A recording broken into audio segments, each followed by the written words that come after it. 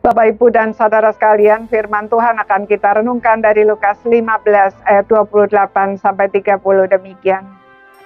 Maka marahlah anak sulung itu dan ia tidak mau masuk. Lalu ayahnya keluar dan berbicara dengan dia. Tetapi ia menjawab ayahnya, katanya, telah bertahun-tahun aku melayani Bapa dan belum pernah aku melanggar perintah Bapa. Tetapi kepadaku belum pernah Bapa memberikan seekor anak kambing untuk bersukacita dengan sahabat-sahabatku. Tetapi baru saja datang anak Bapa yang telah memboroskan harta kekayaan Bapa bersama-sama dengan pelacur-pelacur. Maka Bapa menyembelih anak lembu tambun itu untuk dia.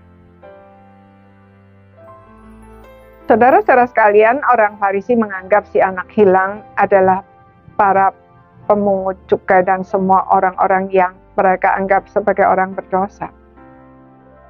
Karena itu, Tuhan Yesus melanjutkan kisah si anak bungsu dengan kisah si anak sulung untuk menunjukkan bahwa mereka juga adalah anak yang hilang.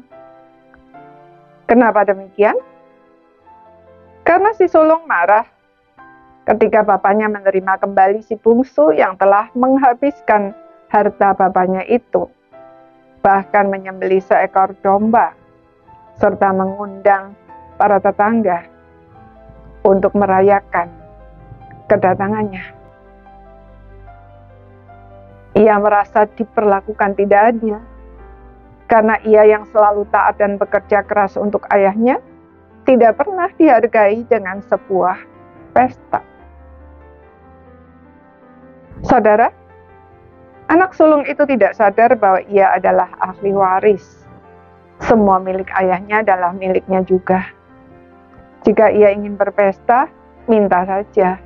Pasti ayahnya akan dengan senang hati memberikannya. Namun si anak sulung justru memposisikan dirinya sebagai orang-orang upahan.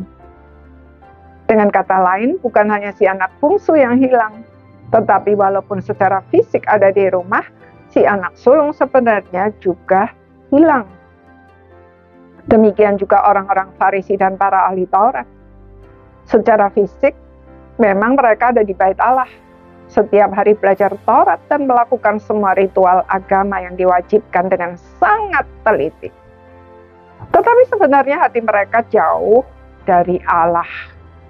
Maka, sama dengan para pemungut cukai dan orang-orang yang mereka anggap sebagai orang berdosa itu, mereka juga adalah orang-orang berdosa yang membutuhkan pertobatan. Saudara, orang yang merasa benar sebenarnya justru jauh dari kasih karunia Allah. Karena itu, jika saat ini kita merasa benar, mari kita datang kepada Tuhan dan mohon Tuhan menyingkapkan kebenaran mengenai hati kita. Maka kita akan terkejut karena ternyata sesungguhnya kita jauh lebih buruk daripada apa yang kita kira. Meskipun demikian, kasih karunia Allah jauh lebih besar dari segala pelanggaran kita. Jadi, tunggu apa lagi? Mari kita segera bertobat dan kembali kepadanya. Maka Tuhan bukan hanya akan mengampuni dan menerima kita kembali, tetapi juga memulihkan dan memproses kita menjadi semakin serupa dengan Tuhan Yesus. Maukah saudara? Amin.